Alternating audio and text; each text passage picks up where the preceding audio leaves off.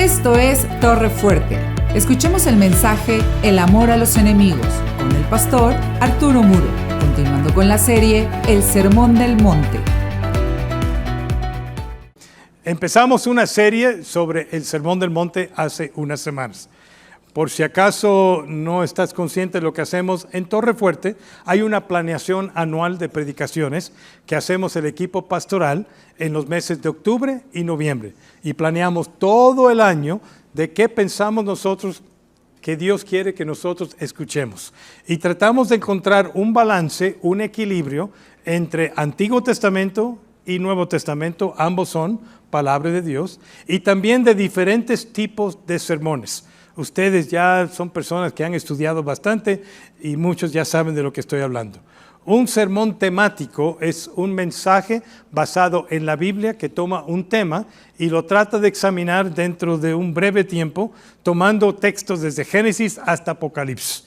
Tomas el toma del amor y vas brincando de texto en texto. Tiene cierto valor porque tocas un tema más amplio cuando hay tiempo. Hay otros que son sermones biográficos. Eso es, tomamos un personaje de la Biblia, del Nuevo o Nuevo Testamento, y tratamos de extraer ahí lecciones que pueden ser para nosotros aplicables en nuestra vida, porque son personas de hueso y carne igual que nosotros. Y también hay lo que se llaman sermones expositivos, en donde tomamos una sección de la Biblia, sea un libro completo o una parte de un libro, cuando es muy grande, y tomamos lo que dice la Biblia y lo exponemos para poder ponerlo en obra en nuestras vidas. Y tratamos de hacer un equilibrio entre todos esos factores. La serie Sermón del Monte es una serie expositiva y la más larga del año. Entonces algunos van a decir, wow, ¿por qué tantos mensajes del Sermón del Monte? Porque el Sermón del Monte dura, capítulo 5, capítulo 6 y capítulo 7, es el sermón más extenso que tenemos en la Biblia. Entonces, por eso va a durar un buen tiempo. Hasta el último domingo de noviembre vamos a estar en el Sermón del Monte. Por lo tanto, le aconsejo que lo lean varias veces para que estén familiarizados. El Sermón del Monte es probablemente el sermón más conocido de nuestro Señor Jesucristo. La porción del Sermón del Monte dentro del Evangelio de Mateo es la más conocida, la más predicada y la más enseñada. Las bienaventuranzas del Sermón del Monte, que es la parte inicial, la introducción, probablemente es la más conocida, pero solamente son unos cuantos versículos, un total de como 15 versículos, del principio del Sermón del Monte. Hay muchas otras enseñanzas que podemos nosotros tomar y aplicar a nuestras vidas. Entonces, por eso hemos tomado el tiempo de estudiar el Sermón del Monte. Entonces, del versículo 21 nosotros vamos a tocar hoy hasta el versículo 48, no se espanten, lo vamos a hacer en el tiempo adecuado. Hay una serie de exhortaciones ahí en donde Jesús quiere enseñar a las autoridades religiosas de su tiempo y también a nosotros ciertas malinterpretaciones y enseñanzas aplicadas erróneamente que pueden afectar nuestras vidas, no para bien, sino para mal. En aquellos días eran los fariseos y los maestros de la ley, pero esto puede pasar también con nosotros. Hay 6 exhortaciones del versículo 21 al 48, 4 de ellas ya han sido predicadas, que hablan de cierta manera. Han escuchado o oísteis que fue dicho, y después Jesús, de otras palabras, dice, pero yo os digo. Jesús, como la autoridad, el que vino a cumplir la ley, aclara para aquellos en aquellos tiempos que lo que estaban pensando, lo que habían entendido y cómo estaban aplicando la palabra de Dios era erróneo, estaba mal y quería corregirlo. Ustedes han escuchado esto, pero quiero decirle que la realidad es esta. ¿Y cuántas veces en nuestras vidas hemos escuchado enseñanzas o hemos escuchado a personas a nuestro error tomar la palabra de Dios y mal entenderla, mal aplicarla, sacarla de contexto, e inventar cosas que la palabra de Dios no dice y empezar a actuar sobre eso? Bueno, es lo que estaba pasando en los tiempos de Jesús y también puede pasar en nuestros tiempos. En cada sección Jesús señala la interpretación incorrecta de los mandamientos que tenían los expertos de la ley en cuestión a sus tradiciones. Hoy vamos nada más a considerar las últimas 2 exhortaciones. Oísteis que fue dicho, pero yo os digo. La primera se encuentra en Mateo 5, 38 y 39 y la segunda se encuentra en Mateo 5, 43 y 48. Ambas hablan acerca de los enemigos. Y cuando hablamos de enemigos, nosotros inmediatamente pensamos en naciones. Esta nación es enemiga de esta nación. Pero realmente podemos reducir o resumir la palabra enemigo para todos aquellos que están en nuestra contra. Todos aquellos que intencionan mal para nosotros.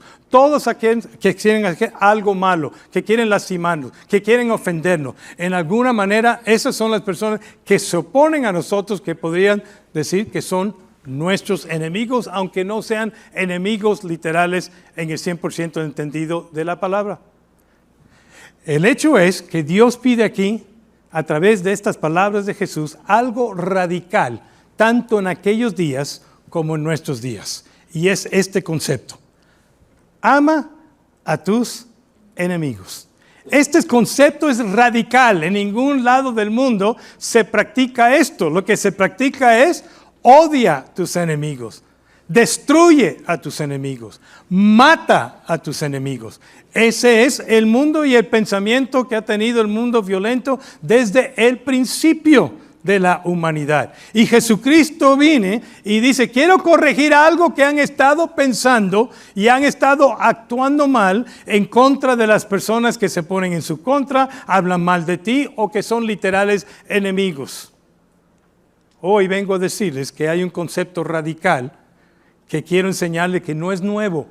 Está en la palabra de Dios en el Antiguo Testamento, pero han torcido las palabras del Antiguo Testamento, las han mal aplicado y están actuando mal. Entonces vengo aquí para corregir eso.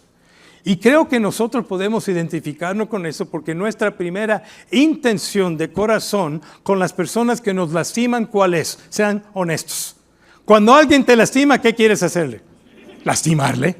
Si alguien habla mal de ti, ¿qué quieres hacer? Hablar mal de él o de ella. Si alguna persona es infiel a su esposa, vamos a tomar todas las, ¿cómo se llaman estas cosas en televisión? Ya ni me acuerdo. Todos los programas de televisión. Lo que nos enseña nuestra cultura. Si te pone el cuerno, ¿qué tienes que ponerle? Lo mismo, si tu esposo es infiel, ahora te da permiso para que tú seas infiel y pagar mal por mal. Esa es la sociedad en la cual nosotros vivimos.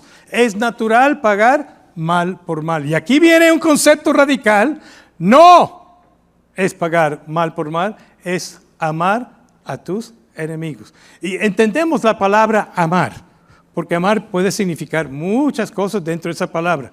Cuando la palabra de Dios pone la palabra amar, no significa literalmente tener sentimientos positivos de afecto y cariño para. Nos vamos a dar cuenta al estar viendo estos versículos que no está hablando de sentimientos, está hablando de acciones. O sea, Dios no nos está pidiendo: yo quiero que tú te enamores de tus enemigos, de aquellos que te hacen mal, y tengas cariño y afecto para ellos. No. Las acciones vienen primero y las emociones vienen después. Entonces, ¿listos para entrar al texto? Ok, eso nada más fue la introducción, ¿eh? Estamos empapados. Ok, bien. Entonces, vamos a empezar primero con la expresión que se encuentra en Mateo 5, 38. Y voy a darme la libertad de leer los versículos, porque en sí, ese es el sermón. Dice el versículo 38. Oíste que fue dicho: ojo por ojo y diente por diente, literal. Pero, es lo que han escuchado. Y está en el Antiguo Testamento, pero lo han mal entendido. Pero yo os digo: no resistáis al que es malo, antes a cualquiera que te hiere en la mejilla derecha, entre paréntesis para nosotros, en vez de darle de regreso el golpe, vuélvete también la otra. No pagues violencia con violencia. Y al que quiera ponerte a pleito y quitarte la túnica, déjale también la capa. Y a cualquiera que te obliga a llevar carga por 1 milla, ve con él 2. Al que te pide, dale, y al que quiera tomar de ti prestado, no se lo rehuses. Wow, ahora vamos a desempacar esto un poquito. ¿Okay? Hoy muchos consideran la expresión ojo por ojo y diente por diente como la descripción de un sistema injusto y cruel de castigo, si se aplica en esa forma. Así se entendía y así se practicaba. En el tiempo de Jesús y de los fariseos y maestros de la ley, ellos consideraban que estas palabras eran permiso para tomar venganza personal en la misma forma en la cual ellos recibieron la ofensa o el crimen. Si alguien te quita el ojo, literalmente ve y quítale el ojo. Si alguien te botó un diente con un golpe, tú ve y también sácale un diente, etc. Y en esa manera, si eso se aplicara literalmente, tendríamos la mitad de la población sin un ojo. Así era la opinión. Pero la palabra de Dios claramente no dice eso. Sí dice diente por diente, ojo por ojo, pero no es la aplicación. Lo voy a explicar en un momento. Moisés dijo en Éxodo 21 lo siguiente, de dónde vienen estas palabras. Vida por vida, ojo por ojo, diente por diente, mano por mano, pie por pie, quemadura por quemadura, herida por herida, golpe por golpe. Pero no era la intención de que esto se aplicara literalmente. Se aplicaba en las ciudades de refugio de los levitas cuando habían crímenes y algunos querían tomar venganza personal, y no debe de haber venganza personal, para decir que el castigo debe de ser de acuerdo al crimen. Si es un crimen chiquito, el castigo debe ser apropiado en una forma chiquito. Si es un crimen grande, el castigo debe ser correspondiente a esto. Y si estamos viviendo algo en nuestra sociedad moderna, es que hay una impunidad tremenda, una injusticia tremenda, que alguien comete un crimen chiquito y lo paga con 10 años en la cárcel, y alguien comete un homicidio y sale libre. ¿Pasa eso en México? ¿Sí o no? Sí. Inclusive apenas hubo una reforma del sistema judicial, que no estoy aquí para hablar de eso, pero sí hay mucha injusticia porque el hombre aplica la justicia, y cuando la aplica el hombre sin consejo divino, pasa ese tipo de corrupción y ese tipo de injusticia e impunidad. En estos textos no le estaba dando a los israelitas una fórmula para vengarse personalmente. Por eso se inventaron las ciudades de refugio, para que alguien que accidentalmente, vamos a decir, mató al burro de una persona, antes que le maten a él o maten su burro, pueda correr a una ciudad de refugios levitas, y cuando venga la persona que acusa, los levitas pueden decir, ok, a ver, ¿qué pasó? ¿Le quitó la vida accidentalmente a tu burro? Bueno, ¿fue accidentalmente o fue intencionalmente? Y tenían que aplicar ahí algo correspondiente al crimen. Esto era la intención de estas palabras. La palabra de Dios prohíbe con claridad la venganza personal. Deberían haber sabido esto las autoridades, porque dice Proverbios 24:29, no digas, haré con él como él hizo conmigo. Pagaré a ese hombre según merece su obra. Estas eran normas diseñadas para aplicarse justamente para que el crimen tuviera un castigo correspondiente. Es obvio, el Señor nunca tuvo la intención de que esto se aplicara en venganza personal en forma literal. No tomarás venganza personal. Y aquí Jesús da 3 ilustraciones que para nosotros un poco difícil de entender, porque eran de la cultura de Jesús. Hay 3 ilustraciones de la vida cotidiana para aplicar lo que acabo de decir a estas situaciones. La mejor respuesta a una situación en donde una persona malvada hay maltratos a ti, no es vengarte. Y en la primera ilustración está en el versículo 39, véanlo ahí en sus Biblias. Dice, no resistáis al que es malo, antes a cualquiera que te hiere en la mejilla derecha, vuélvele también la otra. ¡Pum! Te pega así, y en vez de regresársela, hay un propósito detrás de todo eso. ¿Pueden creer que esto funciona? Que cuando la Biblia dice, por ejemplo, en Proverbios 15:1, la blanda respuesta quita la ira. Que cuando alguien te grita y tú bajas el tono de voz, la tendencia es que también el que grita baja también la voz. Y cuando alguien te bofetea y tú no le bofeteas, en vez de subir la temperatura del pleito, tiende a bajar. No es una garantía de todos, ¿eh?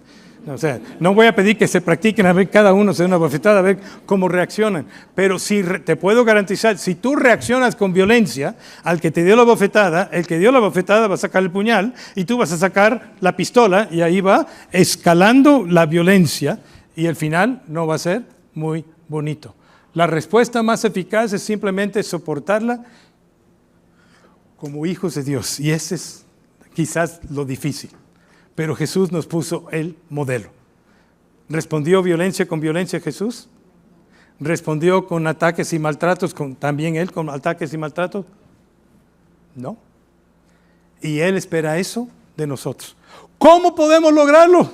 Estarán preguntándose, porque yo no me aguanto. Por la gracia de Dios en tu vida, cuando tú te sometes a la voluntad de Dios, Dios te da la gracia y el poder para hacer lo que Él pide. Yo sé que es imposible, humanamente hablando, si alguien me da una bofetada a mí, yo le voy a querer dar una bofetada a Él. Ahora, aclaro algo, esto es en el contexto del Sermón del Monte. No estamos hablando de una situación de alguien que quiere apuñalar a tu esposa y tú dices, primero ella y después yo. No. No estamos hablando de ese tipo de situación, estamos hablando de yo personalmente con otra persona, no estamos hablando de defender la familia. La segunda ilustración está en el versículo 40. Al que quiere ponerte a pleito y quitarte la túnica, déjala también la capa. La túnica es una parte aquí que se usaba y la capa venía por arriba cuando había frío. El versículo 40 habla de alguien que quiere llevarte a juicio para quitarte esa prenda. Ahora, es un problema, no lo tenemos hoy en día aquí. Nadie te va a demandar para quitarte un abrigo o un par de pantalones. Quizás te lo pueden robar en la calle, pero no van a demandarte para quitarte. Pero aquellos días habían situaciones legales así, que querían demandarte. Hoy podríamos decir, si quieres tu camisa, dale también tu abrigo. Tenemos costumbres así en Puebla, no sé en otros lugares en México, pero cuando yo llegué a Puebla, dejé rápidamente de dar cumplido a los varones de sus corbatas. La primera vez que di un cumplido, hablé con uno de los que me dio la corbata. La primera vez que di un cumplido, se quitó el señor la corbata y me la dio. Así. Yo no estaba pidiendo tu corbata. No, pastor, tómala. No, pero no, tómala. Ok, la tomé. Hice un segundo cumplido unos años después, pasó lo mismo. Y ahora tengo una colección de muchas corbatas. Pero aquí está hablando de una situación de demandar. Entonces, si te demandan, ni siquiera discutes el asunto. Quítate la túnica y dásela. La tercera ilustración de cómo se aplica esto es en el versículo 41. A cualquiera que te obliga a llevar carga por 1 milla, ve con él 2. ¿Y qué tiene que ver esto? Bueno, en antiguos tiempos, en el tiempo de Jesús, tanto en el imperio de Persia como después en los romanos, habían leyes que estipulaban que las autoridades, incluyendo autoridades militares, te podían exigir tu animal, tu burro, tu caballo, y tenías que dárselo, o te podían exigir cargarles algo y tenías que hacerlo.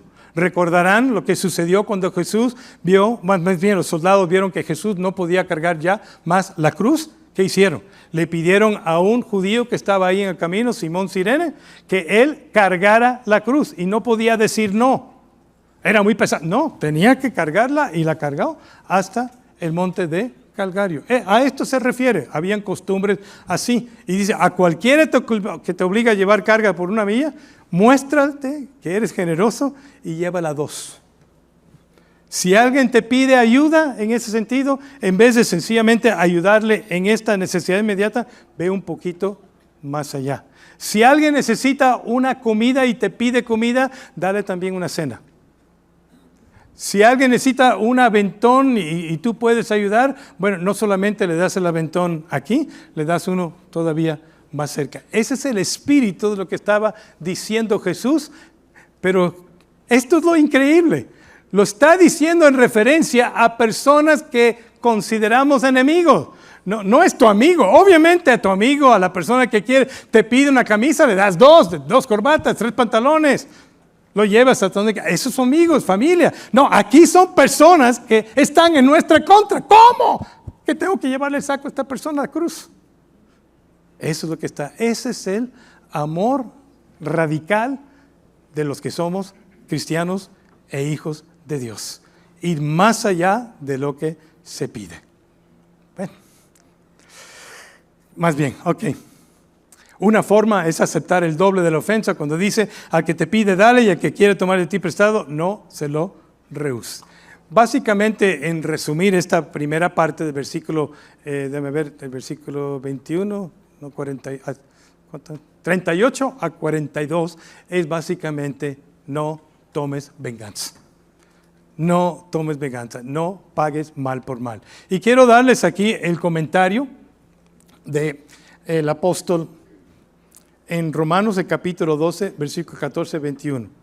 Este es el apóstol Pablo, que era erudito en la ley, habiendo estudiado a los pies del famoso rabino Gamaliel, que da un comentario sobre las palabras de Jesús. Él no estuvo presente en el Sermón del Monte, se convirtió después, pero da este comentario, escúchenlo en Romanos 12, 14. No tengo que explicarlo.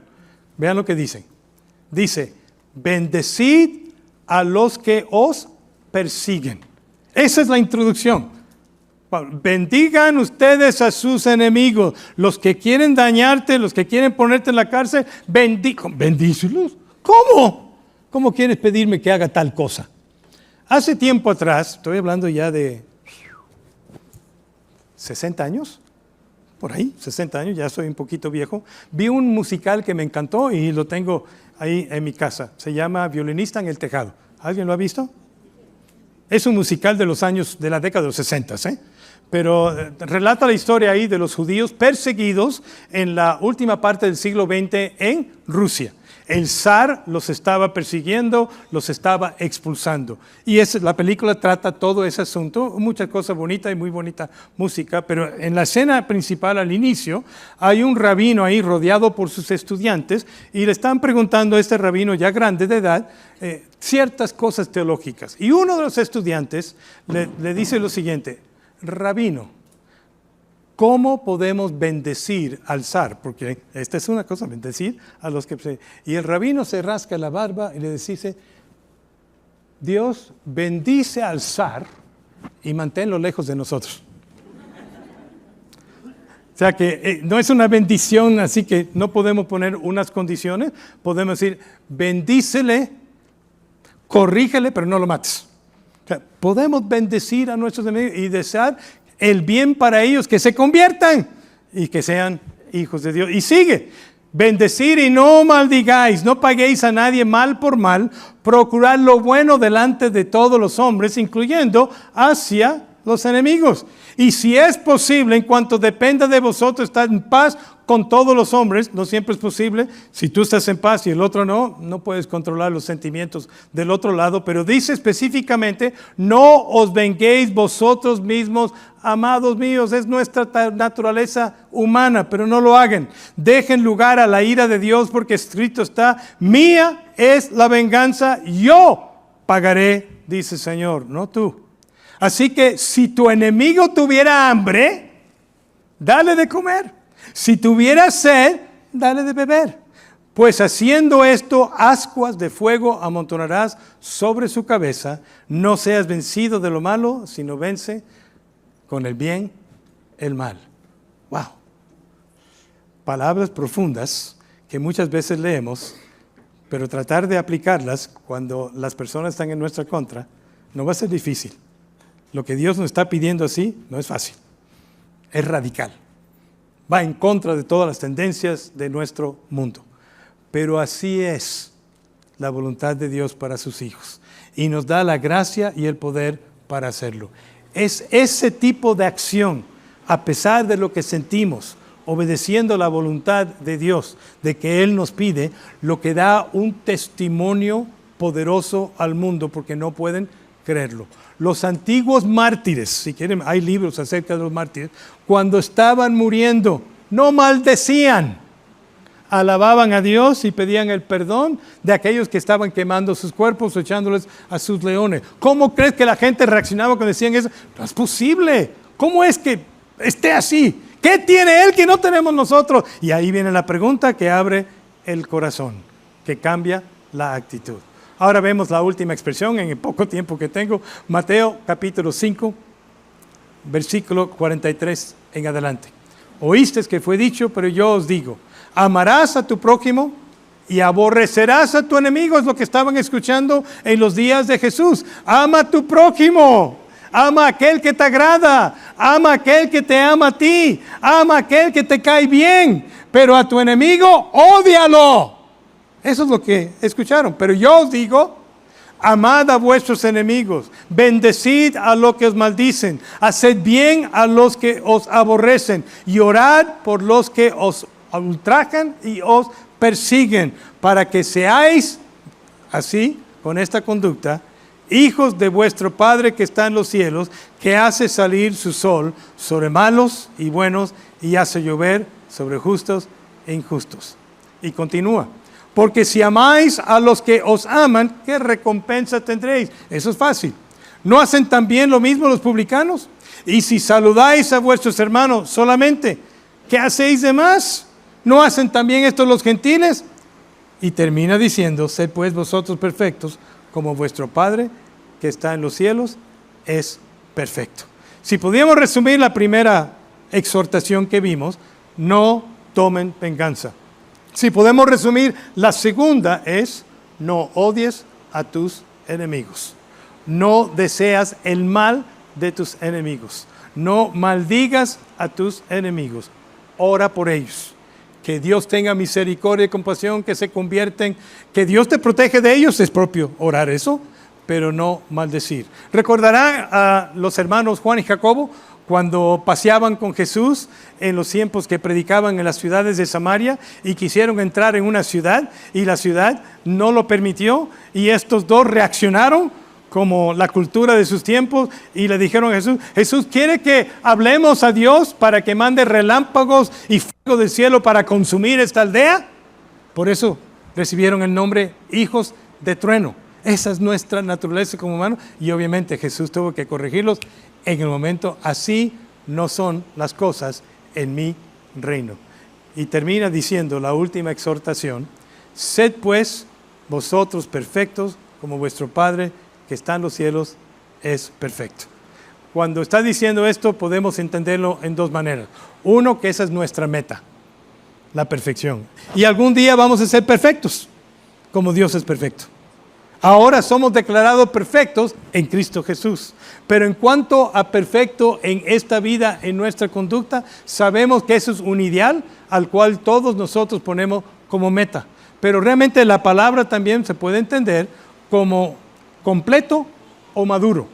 Eso es, perfecto significa maduro y completo. Y si lo tomamos en ese sentido, lo que está diciendo Jesucristo aquí, yo espero que todos que han escuchado estas expresiones, oísteis que fue dicho, pero yo os digo, tomen cada una de ellas en cuenta y sean perfectos, maduros y completas en tratar de vivir como debes de vivir.